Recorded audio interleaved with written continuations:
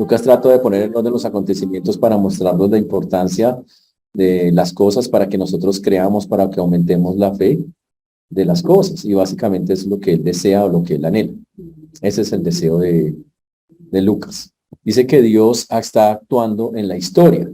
Entonces el propósito del evangelio no es dar información, sino cambiar las vidas. Él quiere mostrar todo eso para que nosotros, al ver que todas las cosas se han cumplido, nosotros estemos todavía más confiados en lo que estamos creyendo.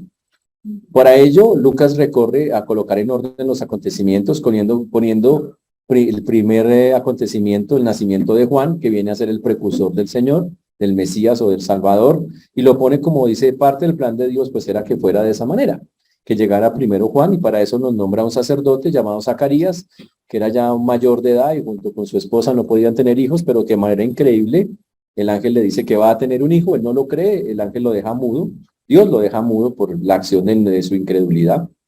Y vemos cómo Dios, a pesar de que el hombre oraba, igual que muchos, porque cambiaran las cosas y porque fueran diferentes, cuando pasaron no las creían. Y así pasa con muchos. Oran y cuando Dios las hace todavía no creen que Dios está actuando en eso. Lucas también nos trata de mostrar el poder del Espíritu Santo, cómo el Espíritu Santo trabaja, activa y sigue trabajando activamente en la obra de Dios, cómo se mueve en tantas cosas.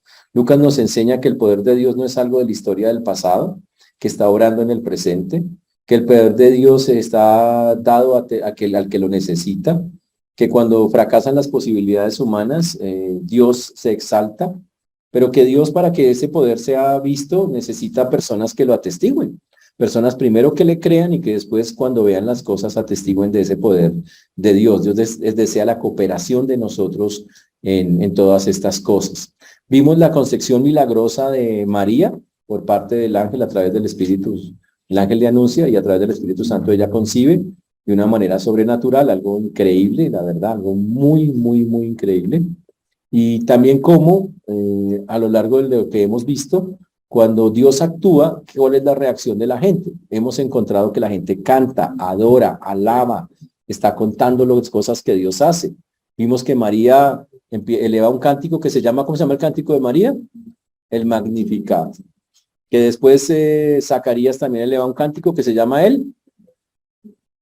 Y hoy vamos a ver otro más que aparece en el texto, un cántico más que aparece. Cada vez que Dios hacía algo, la gente buscaba una manera de adorarlo, de hacer esto de una manera muy, muy, muy, muy fuerte. Y Dios ha demostrado que está buscando instrumentos, como lo hizo con María, instrumentos humildes, personas que de verdad quieran de verdad meterse con Él para estas cosas. Y por eso vemos acá, resaltamos a María con todas sus características únicas y especiales. Una mujer sujeta a Dios, obediente a Dios, que quería seguir allí en donde estaba.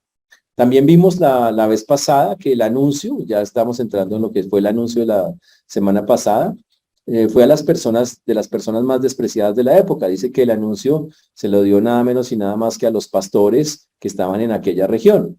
Los pastores que criaban los corderos recibieron el anuncio del nacimiento del Señor. Increíble. Dios escogió a unas personas muy humildes para la recepción de esa noticia, y eso es algo increíble, increíble, como ocurrió ahí en el texto. Y para nosotros es la manera en que Dios mira los corazones de las personas. Y Dios dice quién de verdad tiene un corazón para recibir las noticias que Él tiene. Para él estos pastores eran los indicados, y efectivamente así lo muestra el texto, y así lo vimos la semana pasada, como los que llamamos los pastores de Belén recibieron esa noticia tan increíble del nacimiento de Jesús. Y habíamos quedado diciendo que los pastores, después de haber recibido esa tremenda revelación, se quedaron ahí perplejos y tomaron una decisión. Y ahí es donde vamos a retomar el texto en el versículo número 15, Lucas capítulo 2, versículo número 15. Y ahí estaremos retomando nuestro texto. Pero para eso primero vamos a orar. Amén. Señor Dios, te damos gracias porque tú eres bueno, Señor, y para siempre es tu misericordia. Te agradecemos porque hasta aquí nos has traído, Señor, y has sido bueno con nosotros. Solo tú tienes palabras de vida eterna, Señor. Solo tú nos guías y nos acobijas y nos acompañas. A ti todo honor y toda gloria damos, Señor, en este día. Padre, te pedimos que nos ayudes, que nos guíes, que sigas obrando en cada vida, en cada corazón, como solo tú lo puedes hacer. Pedimos perdón por pensamientos, palabras, funciones que no te han glorificado. Pedimos que tú nos seas cambiando, transformando, ayudando en tantas y tantas cosas.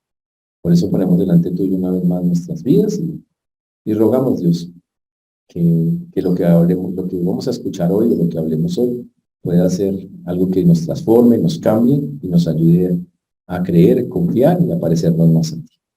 Ten misericordia de todos los que nos escuchan y de tu siervo quien habla en Cristo Jesús. Amén y amén. Muy bien.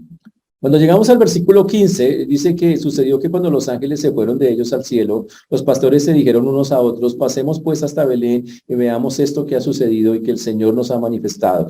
Y ocurre algo pues supremamente interesante.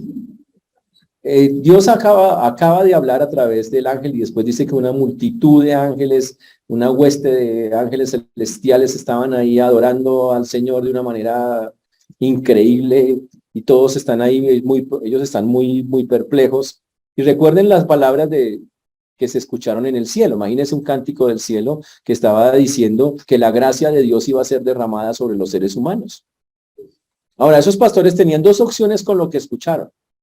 Esos pastores habían escuchado que el que había nacido era el Mesías, el Cristo, el Señor, o sea, que iba a ser Dios.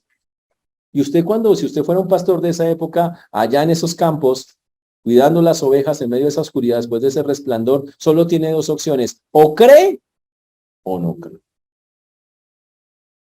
Y aquí lo que vamos a ver en la escena que estamos mirando es que los pastores empezaron a correr. Pero la pregunta es, ¿corrieron para creer? ¿O corrieron porque ya habían creído? Y la respuesta es, corrieron porque ya habían creído. Corrieron porque confiaron plenamente en el mensaje.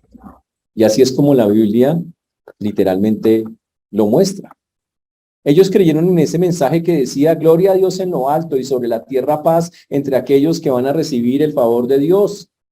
Era la promesa de Dios de que Dios iba a derramar sus favores sobre ellos y ellos estaban absolutamente contentos de que esto estuviera ocurriendo. Y por eso el texto dice que es cuando se fueron, los pastores dijeron unos a otros, pasemos pues hasta Belén. No fue porque les ordenaron, no fue porque alguien les dijo, el ángel les dijo, corran para allá. No, ellos de su propia iniciativa, por su propio criterio, tomaron la decisión, vamos a ir, lo que acaba de pasar es increíble. Yo quiero ver eso. Quiero saber de ese. Recuerden, los pastores no eran los líderes religiosos de la nación. Eran los cuidadores de las ovejas. Interesantísimo. Y usted dice, ¿y los líderes religiosos? Pues la verdad es que los líderes religiosos y todos los de Jerusalén y todos los diferentes a estos se perdieron en el nacimiento de Jesús. Y yo me pregunto si hoy usted no se perdió o si usted no le ha pasado o le estará pasando que usted también se ha perdido el nacimiento de Jesús. En Jerusalén, ¿qué estaban haciendo? Rituales. Estaban yendo a la iglesia. Hoy en día diríamos, estaban yendo a la iglesia, cuando tocaba ir, iban. ¿Qué toca ir el domingo? Yo voy. Que cuando toca ofrendar, yo ofrendo. Que cuando toca cantar, yo canto. Eso estaban haciendo ellos en Jerusalén. Religiosos. Por eso siempre los voy a molestar con esa pregunta incómoda. ¿Y usted cómo que viene a la iglesia? ¿Cuál es la razón de ser usted está acá? ¿Cuál es su motivación? ¿Solo por religiosidad? Si es por eso, hasta por internet transmiten misas. Que es lo mismo, le daría lo mismo para una vaina religiosa. Hay hartas por ahí. Pero nosotros no venimos para eso. Por eso el Señor decidió que las noticias y que todo lo que estaba pasando no fuera en ese lugar donde la gente supuestamente lo buscaba. Por eso el mover de Dios no se dio en Jerusalén, donde estaba el centro religioso y los miles de sacerdotes y los miles de sacrificios. No, Dios dijo, ¿sabe qué? No, allá no me interesa. Son gente solamente religiosa. Me buscan por las razones equivocadas. Y Dios decidió ir a la gente más humilde, que es lo que estamos viendo acá. Dice que los pastores por su propia iniciativa Wow, wow, wow, wow. Dice que arrancan, no se quedan ahí, sino que empiezan esa iniciativa de Dios de traer la gracia a los hombres, esa noticia de Dios de que le da a través de los ángeles a los pastores. Ellos dicen, no nos podemos quedar callados, yo quiero ver eso, porque ya han creído, porque están seguros, porque ahora ellos dicen, yo quiero, tengo esa iniciativa. Mientras tanto, en Jerusalén, la gente ni se mosqueó que había nacido Jesús. Nadie se dio cuenta de que había nacido. Y usted dice, de pronto es que no sabían, pastor. ¿Sabe qué? Ellos sabían dónde iban a ser el Mesías. ¿Cómo sabemos eso? Porque más adelante los magos le van a preguntar a los sacerdotes, ¿dónde tenía que nacer el Mesías? ¿Y sabe qué dicen los sacerdotes? En Belén. Ellos tenían claro dónde iban a nacer.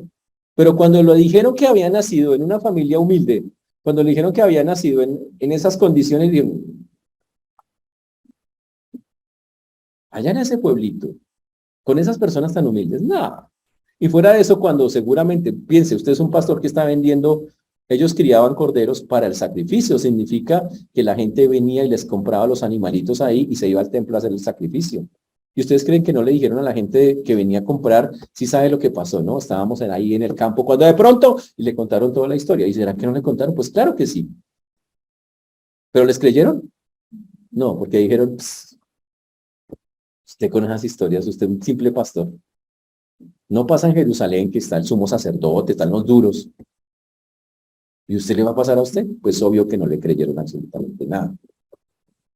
Pero aquí lo que vemos son los pastores yendo, caminando hacia, corriendo es la palabra, y regocijándose, contándole a los demás que se maravillaban por esas cosas.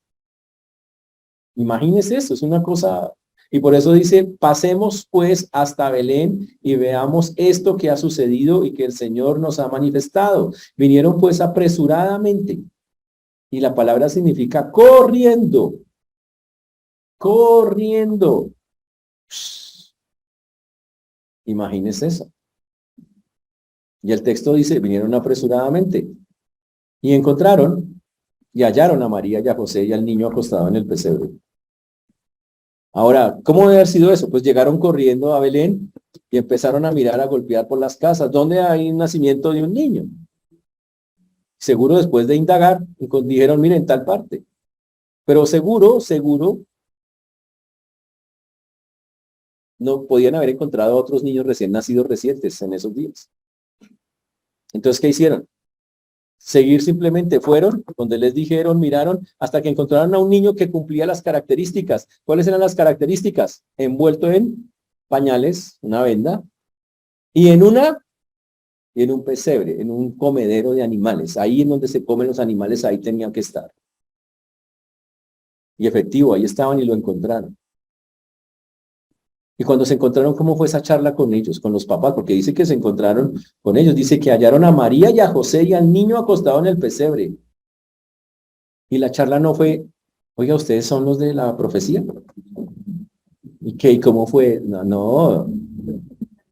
La charla no es una charla de chisme y de cosas de esas. La charla que sostuvieron dice que al ver lo que dice, mire, dieron a conocer lo que se les había dicho acerca del niño. Le confesaron a ellos, sí sabe lo que pasó, ¿no? Estábamos allá, estamos acá porque estamos seguros. Dios nos habló a través de los ángeles cantaron, nos dijeron que aquí, que este niño que acaba de nacer, que estamos viendo con nuestros propios ojos, va a ser alguien increíble, va a ser alguien especial. Corrieron porque creían. Wow. Y le dicen a ella todo lo que sucedió, a María y a José, todo, absolutamente todo. Uy, y eso es algo muy bonito.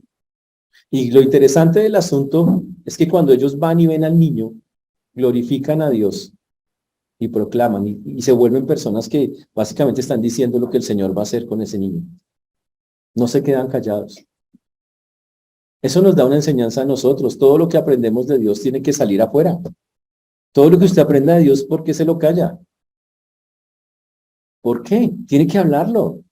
Cada cosa, mire que el Señor habló esto, mire que el Señor dijo esto. Y ellos hacen eso cuando ven, glorifican a Dios y proclaman lo que ha sucedido. Uy, que debe haber sido muy duro. Pero ahora mire la cara, enfóquese en la escena, ubíquese, allá está María, José, están los pastores. Eso debe haber sido una escena muy tenaz. María acaba de dar a luz hace poco al bebé y unos intrusos desconocidos. Queremos ver al niño. Pero queremos ver al niño. Y obvio, le explicaron por qué lo querían ver, le explicaron eso, pero tenaz. Y fuera de eso, los desconocidos, porque son desconocidos para María y para José, dicen, ese niño es el Salvador del mundo. Los ángeles dijeron que él va a salvar el mundo. Los ángeles nos dicen que él es el Señor. Los ángeles nos dicen que ese es el Mesías. Y lo dicen con convicción, no lo dicen como, ¿y ustedes qué piensan? ¿Será que sí? No, lo dicen, él es el Mesías. Él es el Salvador. Ahora imagínense decirle eso a una niña de 16 años que acaba de tener un bebé, que esa es María. Y la Biblia dice la reacción de María. Dice, y todos los que lo oyeron se maravillaron de lo que los pastores decían, de lo que los pastores decían. Pero María, y todos decían, gloria a Dios, y todos, qué chévere, ha nacido el Salvador del mundo, pero María no. María, vea. Ahí dice guardaban, la palabra significa, es una palabra muy interesante, porque habla de que María ponía en orden en su cabeza las cosas. Eso es lo que significa la palabra ahí en el griego. Meditaba, intentaba poner, dice, pues imagínese María todo lo que le ha pasado. Un ángel viene, le han pasado cosas increíbles. Y ahora ellos dicen que él va a salvar al mundo, que él es el Mesías. Y ella, la Biblia dice, piensa, y las guarda en el corazón, las va guardando ahí. Las va guardando ahí. La prudencia de una mujer como estas. ¡Wow! Ahora, vemos entonces en María una mujer muy espiritual en ese sentido de que es calladita, tratando de encontrarle sentido a las cosas, tratando de decir, bueno, contemplando todos los acontecimientos y tratando como de entender uno por uno cada una de las cosas que le estaba ocurriendo o que le estaba pasando. Eso es una mujer prudente, sabia, chéverísimo. O sea, la María en eso, fantástico. Pero por un lado, aunque es muy chévere, también es muy doloroso. Porque ¿cuánto pesa saber que usted es la mamá del Mesías? ¿Cuánto pesa saber que usted es la mamá del Salvador de la nación? ¿Cuánto puede pesar? Y hasta aquí todas las profecías habían sido bonitas. El niño va a traer salvación, el niño va a traer, todo ha sido lindo, o sea, todo lo que dices de él. Pero no todas van a ser así. Y María tiene como hábito guardar. Y vamos a mirar qué pasó con eso un poquito más adelante. Cuando llegamos al versículo 20, dice, y volvieron los pastores glorificando y alabando a Dios por todas las cosas que habían oído y visto como se les había dicho. Y los pastores retornan felices, contentos, gozosos. Es increíble lo que Dios está haciendo y pueden contar y podemos estar seguros que le contaron a muchos, mire lo que Dios acaba de hacer o está haciendo.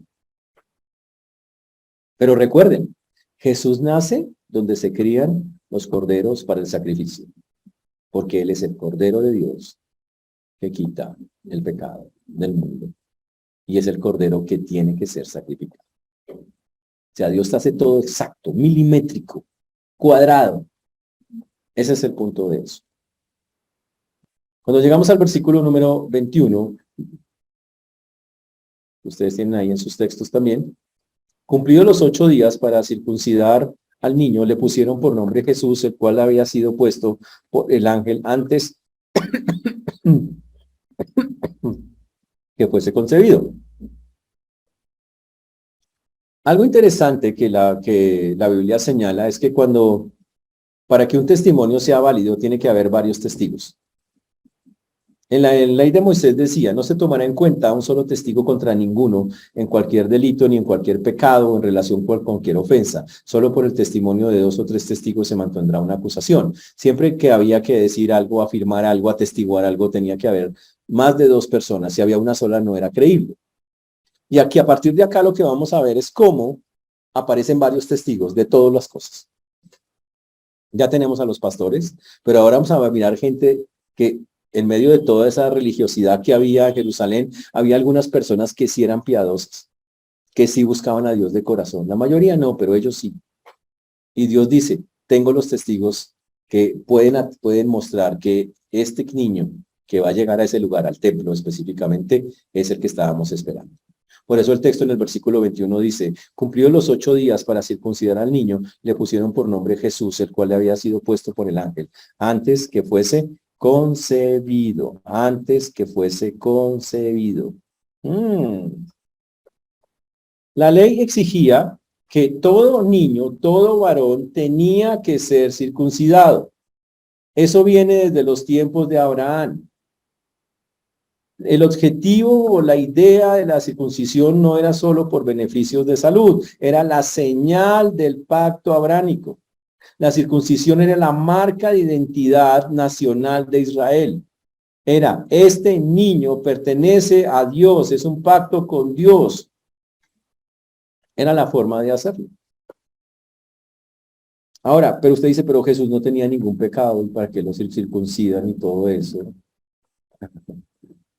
Es lo mismo, porque Jesús se bautizó. Si Jesús no necesita, él es Dios, ¿para qué se bautiza? Bueno, porque él dice que vino a cumplir la ley. Él nació en un tiempo en que había una ley, dijo, yo no la voy a incumplir. Yo no vine para quitarla, ni para atacarla. Y la cumplió. Y por eso en su humanidad Jesús siguió todo lo que la ley decía para cumplir toda justicia, conforme lo dicen las Escrituras.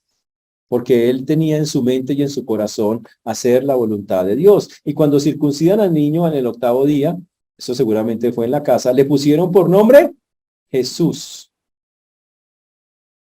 el cual había sido puesto por el ángel antes que concibiese. Y la verdad no hay mejor nombre para él. ¿Por qué? Porque Jesús, que se traduce que viene de Josué, significa Jehová salva. Es aquel que nació para salvar a su pueblo de los pecados. Jehová salva. Tremendo, ¿no? Él es el Salvador del mundo.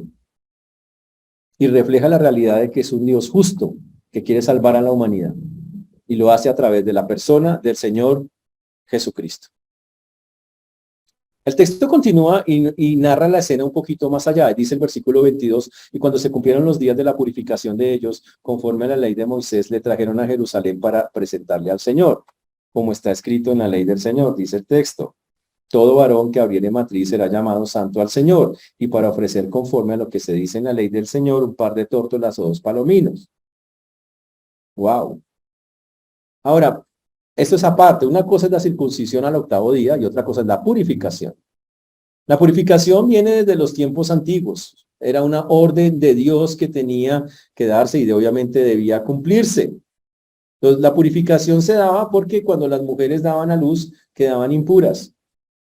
Y tenían que quedarse 40, si era un hombre, había 40 días de impureza. Si era una niña, había 80 días de impureza. Y solo hasta dentro de los 40 días la persona podía ir al templo. Entonces aquí lo que ocurre es que dice acá que después de la circuncisión a los 8 días se cumplieron los días de la purificación, que ese es el otro evento que está ahí. El este de la purificación. Qué chévere, ¿no? Ahora, una cosa muy interesante con respecto a eso, con la circuncisión. Circuncidarse hacía que las personas judías se distinguieran de todos los pueblos paganos de alrededor. Era una forma de ser apartados. Y era uno de los mandamientos más importantes para todo judío. Era tan importante que si el 8º día coincidía con que era sábado, la ley del sábado quedaba atrás. Es de las pocas veces que la ley del sábado quedaba a un lado y tocaba circuncidar al chico. Porque eso era más importante. Solo para entender la importancia para ellos de ese tipo de cosas que a veces no las miramos de esa manera, pero así ocurrieron. Y por eso aquí dice que cuando se cumplieron los días de la purificación, que ya les expliqué, eso está en Levítico capítulo 12, es la purificación de la mujer después de tener un parto. En Levítico 12 dice qué tocaba hacer. Recuerden que el Señor había dado en la ley leyes sanitarias, leyes humanitarias, eh, también leyes sacrificiales, y todas tenían que ser cumplidas. En ese texto, sobre todo en el versículo número 2 en adelante, habla a los hijos de Israel y diles que cuando conciba y dé a luz un varón será inmunda 7 días, conforme a los días de su menstruación, será inmunda, y al octavo día se circuncidará al niño, que es lo que acaba de hacer.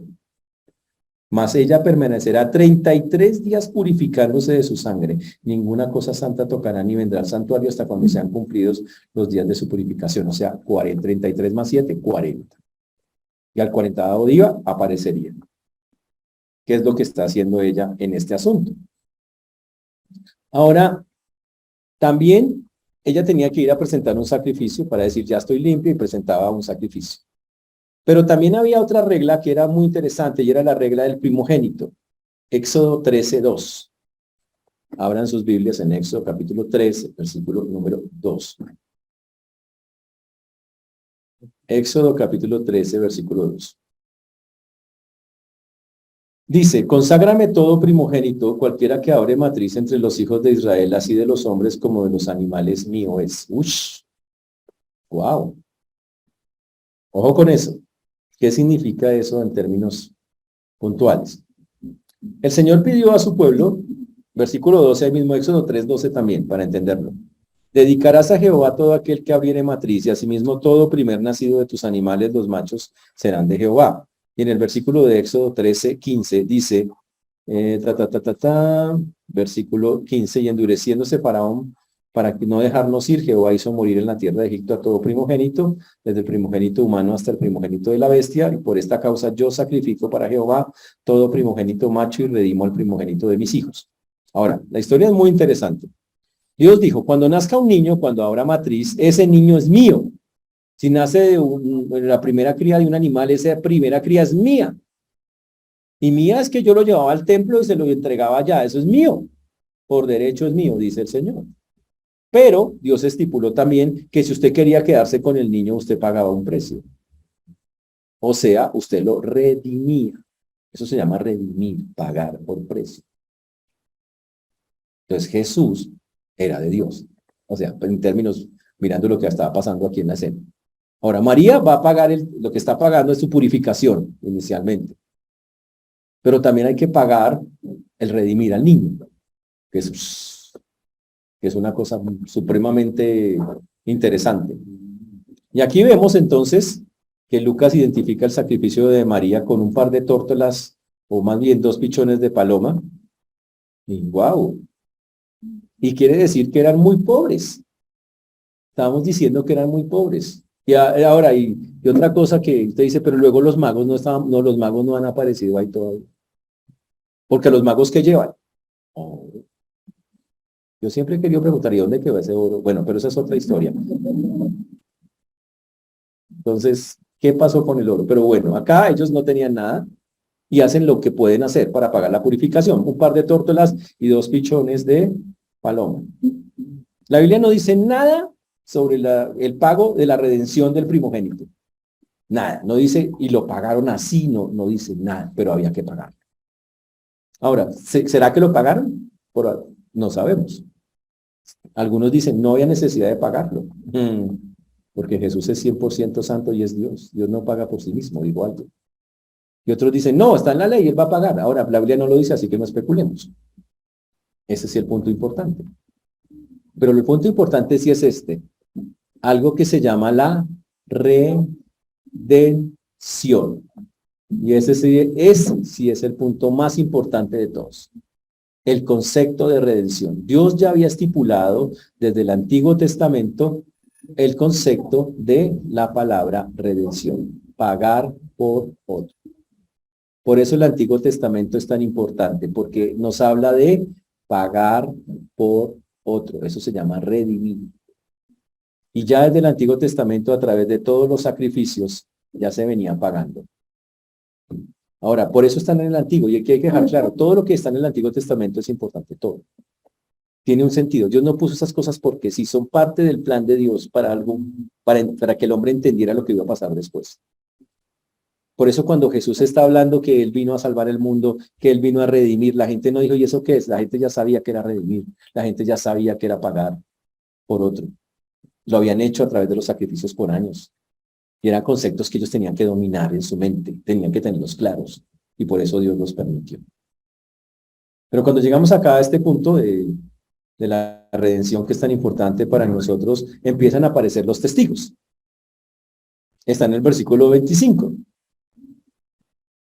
Y aquí que había en Jerusalén un hombre Simeón, y este hombre era justo y piadoso y esperaba la consolación de Israel, y el Espíritu Santo estaba así, y le había sido revelado por el Espíritu Santo que no vería la muerte antes que sea ungido del Señor. Y movido por el Espíritu vino al templo, y cuando los padres del niño Jesús lo trajeron al templo para hacer conforme al rito de la ley, él lo tomó en los brazos y lo bendijo a Dios diciendo, ahora Señor, despides a tu siervo en paz, conforme a tu palabra, porque han visto mis ojos tú, salvación. Eso es tremendo. Entonces dice que aparece en escena un hombre que se llama Simeón. ¿Dónde estaba ese hombre? En Jerusalén. ¿Qué estaba haciendo? Sacrificios, ritos, como muchos. Pero ¿cuál es la diferencia? La mayoría de los que estaban haciendo los ritos ahí eran religiosos, pero Simeón no era religioso. La Biblia le da dos palabras a este hombre. Dice que era justo y piadoso. Uy, pero más interesante. Dice que el Espíritu Santo estaba sobre él. Uy, el Espíritu Santo lo estaba dirigiendo. ¿Sabe qué? En la Biblia pocas personas, muy pocas, tienen el Espíritu Santo ahí vivo, trabajando con ellos. Simeón era uno de los hombres que estaba realmente buscando al Señor. Y ahí vemos al Espíritu Santo otra vez actuando. Actuó en el nacimiento del Señor, actuó con Zacarías, actuó con Elizabeth, está actuando. Todo el tiempo el Espíritu Santo está moviéndose. Ahora lo vimos con los pastores como Dios a través de los ángeles manda el mensaje. Es Dios actuando a través del Padre, del Hijo, del Espíritu. Es Dios moviéndose. Dios es real, para que me entiendan. Y resulta que este hombre, el texto dice que era justo, que es que era justo, es la primera palabra que utilizan. ¿Saben qué es justo? No es que sea perfecto. Era un hombre, la palabra traduce alguien que quiere agradar a Dios. Puede que falle, pero quiere agradar a Dios. Y está buscando y todos los días le teme y se acerca a él y dice, quiero estar bien contigo, quiero estar bien contigo. Y buscaba cómo estar bien con él. Y aunque no era perfecto, lo intentaba y Dios reconocía eso. Y dice, ¿sabes qué? Yo te declaro justo. Como Abraham. Tenía una confianza en Dios. Dice que su fe le fue contada por justicia. Es igualito que este hombre. Su fe le fue contada por justicia. ¡Wow! Pero también dice que era piadoso. Y significa tenía una devoción a Dios genuina. No era un religioso. El religioso tiene una devoción a Dios por costumbre. El piadoso la tiene porque de verdad cree en Él, porque de verdad está metido con Él. Ese es un piadoso genuino. Y este era justo y era piadoso.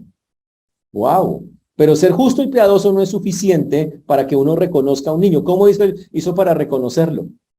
¿Cómo hizo Simeón para saber, este es el niño? Sí, ahora hablemos de Jerusalén. Jerusalén no es Belén. En Belén hay unos pocos niños naciendo al tiempo, pero en Jerusalén hay muchos. Jerusalén tiene en ese tiempo 200,000 habitantes y en las fiestas tiene 500, 600, hasta 1,000,000 de personas. Y la gente todos los días va al templo y la gente lleva a sus niños al templo a presentarlos y seguro nacía más de uno, montones de niños. ¿Y cómo hizo Simeón para entender que ese que se encontró, ese era Jesús? Ese era el que necesitaba. Y aquí viene la escena interesante y por eso está aquí el Espíritu Santo. Y la Biblia es clarísima en cómo fue la participación del Espíritu Santo. Después dice que él esperaba la consolación de Israel. Ahorita hablamos de eso. Pero dice que el Espíritu Santo estaba sobre él y le había sido revelado por el Espíritu Santo. Wow. Y entonces vemos a alguien que está completamente controlado por el Espíritu Santo. El Espíritu Santo le dice, lo está impulsando, le está moviendo, le está hablando. Que eso es raro en ese tiempo porque Dios no estaba casi hablando, pero le está hablando a él. Y lo más increíble de todo, le dijo que no se moriría antes de ver al ungido. Y el 27 es el que lo aclara. Y movido por el Espíritu le dijo por la mañana en el devocional de Simeón, le dice, Simeón, vaya al templo. Le puso en su corazón, vaya al templo, muévase. Y este es un ejemplo perfecto de cómo funciona la llenura del Espíritu Santo. La llenura del Espíritu Santo es que usted le haga caso al Espíritu Santo cuando le habla. Eso es llenura. ¿Qué ha pasado cuando ustedes, por ejemplo, a las 5 de la mañana, no, digamos a las 4 para que sea tétrico, ustedes se despiertan así, quedan todos con los ojos así grandes, sin sueño? ¿No se les ocurre que tal vez Dios les está llamando? Se dice, uy, no, qué frío, me cayó pesada esa comida. Y se echa 3 cobijas más encima. Y de vueltas y vueltas. ¿Y por qué no se para? Ora. O quédese ahí, ore. Y deje ver qué Dios le quiere decir. Este hombre hacía eso. Y el Espíritu Santo le dijo en esa mañana, hermano, vaya al templo. Vaya, vaya. Tiene que ir. Y aquí vemos una persona que se deja controlar por el Espíritu Santo. Y la bendición que recibe por dejarse controlar es infinita, es impresionante. Dirigido por el Espíritu, dice, el movido por el Espíritu vino al templo. Uf. Pero hay algo increíble en la historia. Él dice que él esperaba la consolación de Israel. En la Biblia, Israel es mostrada como alguien despojada, desolada, triste, angustiada. Es eso, así es como se muestra Israel en muchas escenas. Y siempre Dios le promete restauración, Dios le promete una esperanza, Dios le promete que va a mandar una salida, que la va a consolar. Por eso se llama la consolación de Israel. Y esa consolación de Israel, todos pensaban venir a través de alguien que se llama el Mesías, esperando.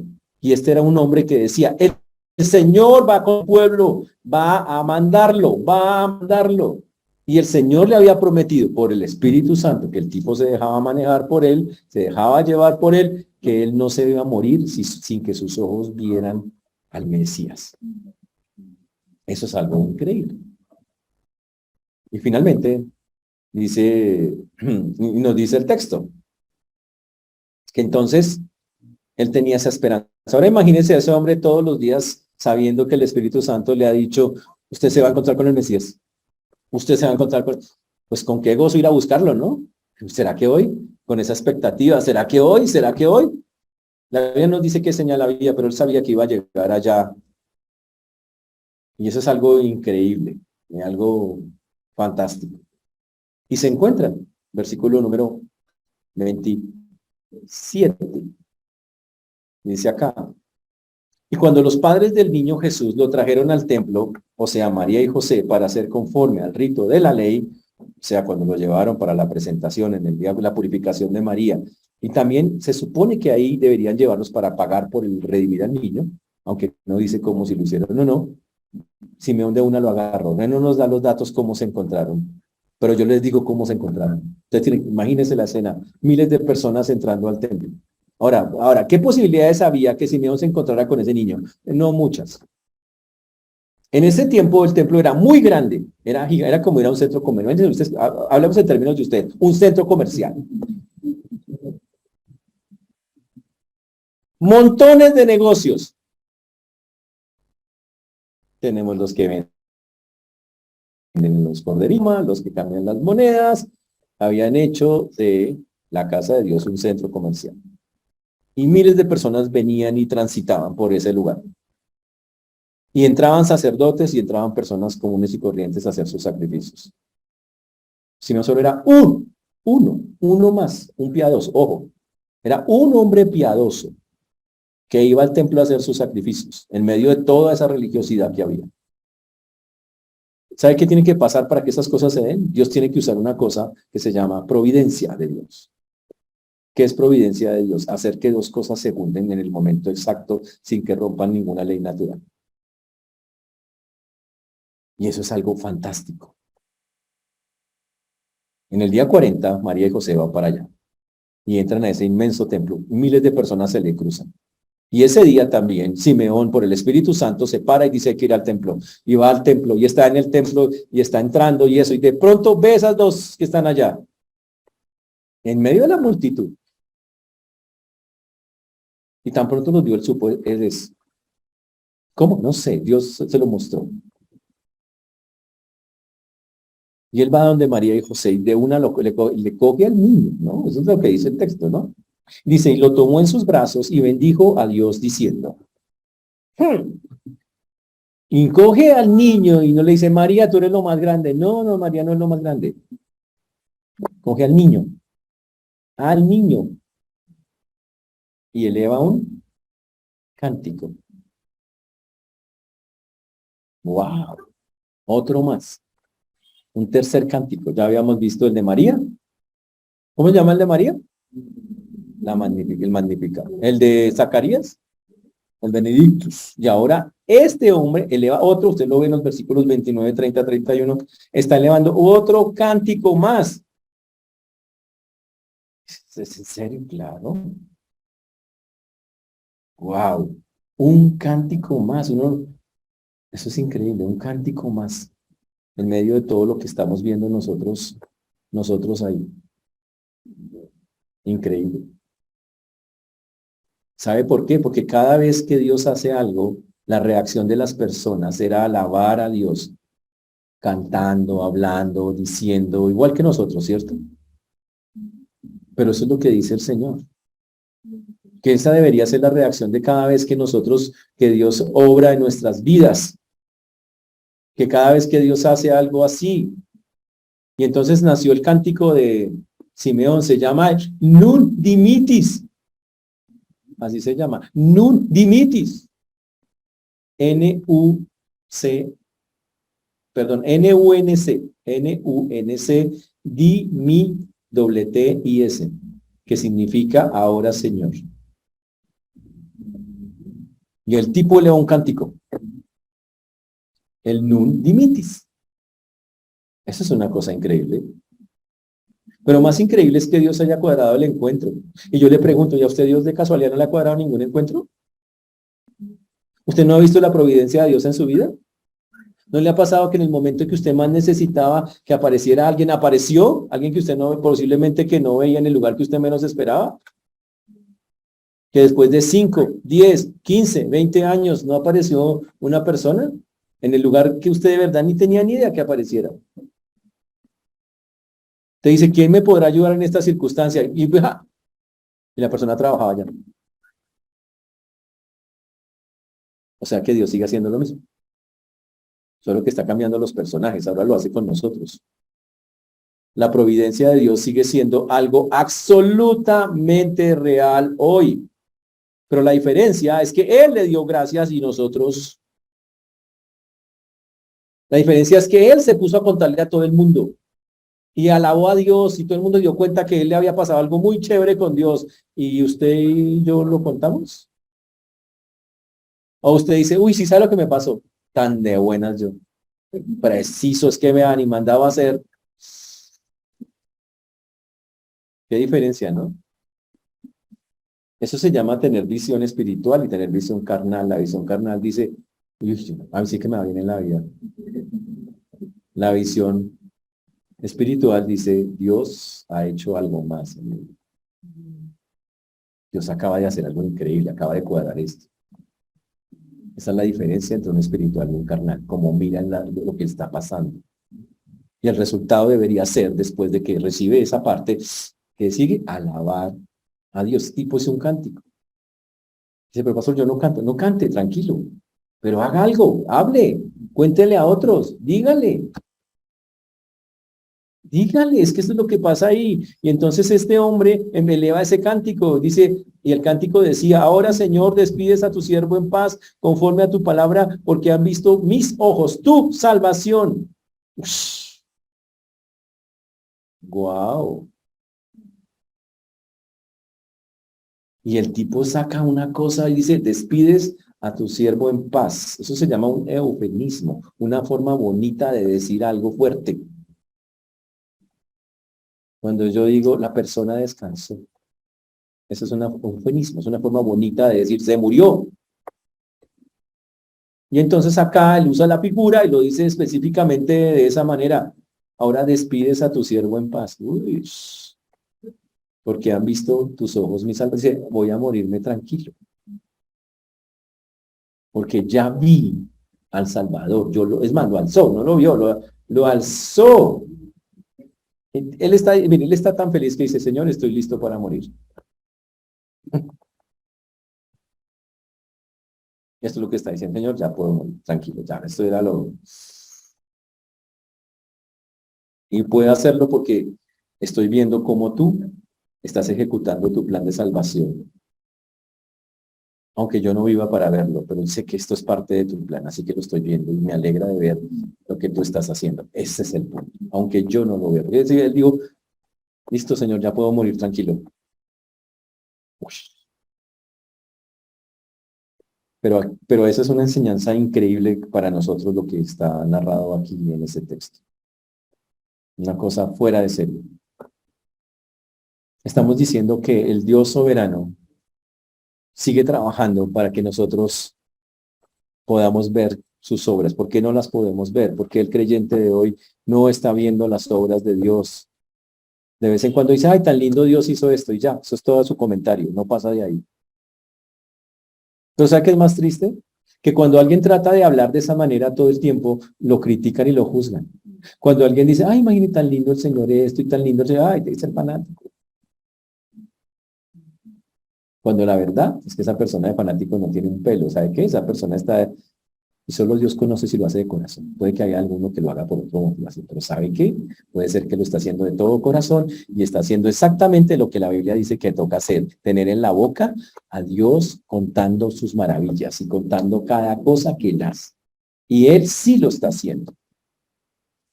Y yo me pregunto, ¿qué le falta a usted para que usted hable las cosas que Dios hace? ¿Es que acaso no las puede ver? ¿No las ve? Pregúntese, ¿no vio la mano de Dios esta semana en su vida? Y si no la vio, yo le pregunto, ¿de verdad no la viste? ¿En serio? Todo el tiempo la estamos viendo. Desde que se levantó. Yo siempre los molestaré. Usted se levanta porque Dios quiere que se levante. Pero Dios lo mira a esa cara a usted y dice, ¿sabe que no continúas con nosotros esta temporada? Y ya, chao. Y lo puede hacer, Él es Dios. Pero en lugar de eso, Dios lo mira y dice, ahí está mi hijo o mi hija. Y usted, uy, qué frío. Oh, ya madure.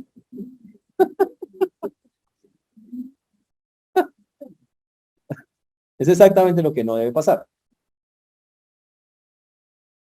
Debe abrir los ojos y decía, wow, un día más acá a pesar de cómo soy. Wow, eso es mucho amor de Dios. Eso es puro amor de Dios. Es que no es otra cosa. Eso es Dios amándonos. Y usted se levanta y hay agua.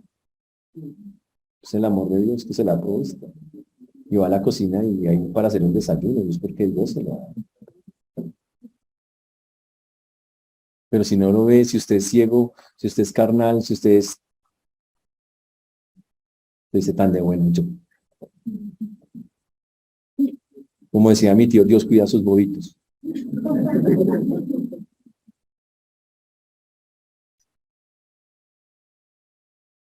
Pero ¿sabe qué? Lo que hay detrás de todo eso es una tremenda ingratitud de parte de nosotros. Pero no es tremenda, es gigante, es descomunal. Es algo que no debería ser, no puede ser que eso sea así. En la Biblia, en todas las escenas, mira, apenas llevamos 2 capítulos de Lucas y todo el mundo está adorando a Dios.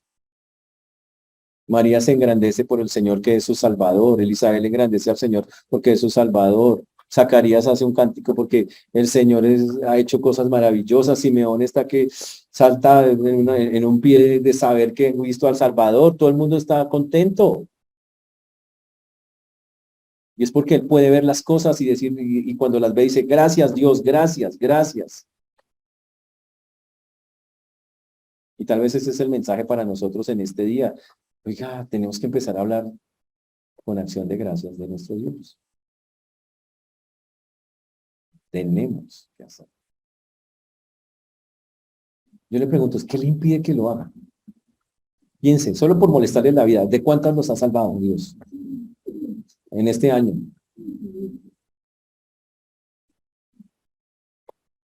Y no puso gente por ahí, no apareció gente que usted ni esperaba para ayudarlo. No han aparecido a lo largo de su vida más de uno de esos. Entonces, ¿qué está esperando para empezar a darle la gloria y la honra que él merece? Que es básicamente lo que el texto está diciendo que hagamos. Dele a él toda la gloria, dele a él toda la honra. Hágalo, hágalo. Ese es el punto. No podemos seguir la vida como la venimos llevando, que pasan y pasan cosas y Dios no es reconocido, no es visto. Tenemos que empezar a decir, Señor, gracias porque estás haciendo esto todos los días y no repetir cosas iguales porque todos los días Dios hace algo diferente. Pero hoy es el día para tomar esa decisión, el día en que, Señor, voy a empezar a glorificarte cada día de mi vida. Gracias por esto, gracias por... Y dejen de decirle fanáticos a los que hablan así. Dejen de juzgar, que ni raja ni presta el hacha. Esa es la cosa terrible también de eso. Ay, dejen de juzgar. Ay, tan espiritual. Ay, ya.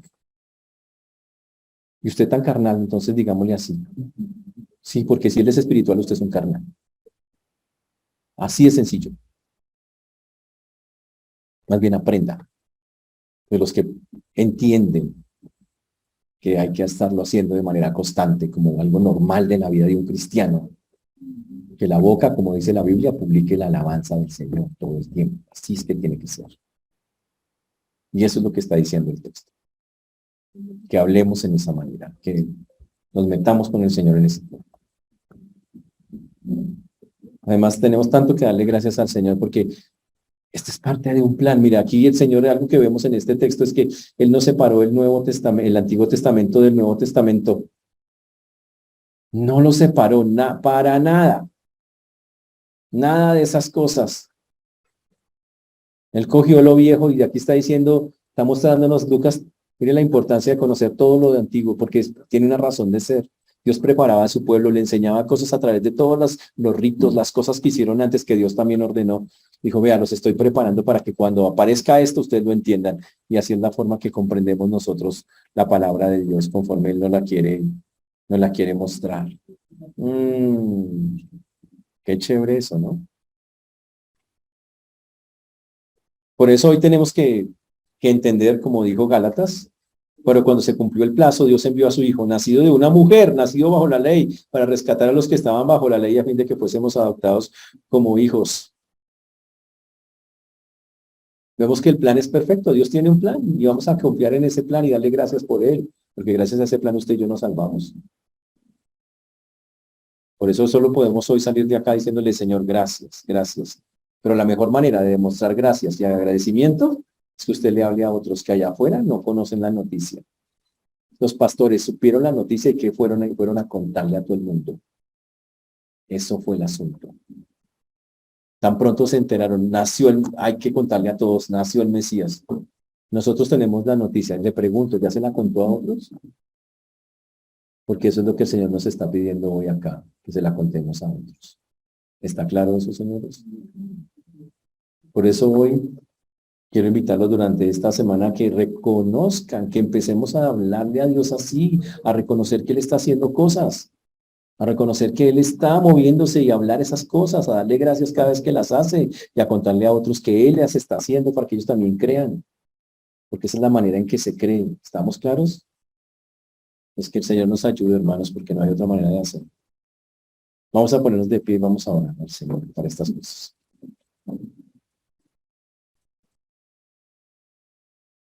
Señor Dios, te damos gracias porque tú eres bueno, Señor, y para siempre estés misericordia. Te agradecemos porque hasta que nos has traído y has sido bueno por nosotros.